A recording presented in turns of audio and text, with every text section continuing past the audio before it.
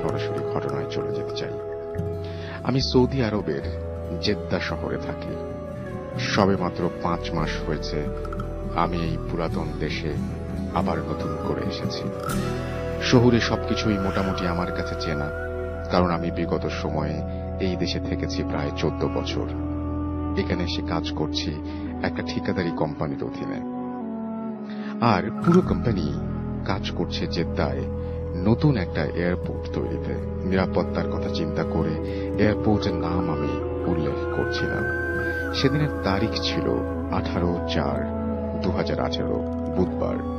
আমি প্রতিদিনের মতো আজও আমার ডিউটি সেরে যাচ্ছিলাম মেসের দিকে। উদ্দেশ্য ইউনিফর্মটা ছেড়ে পাঞ্জাবি পরে নামাজ পড়তে যাওয়া। সময়টা ছিল মাগরিবের।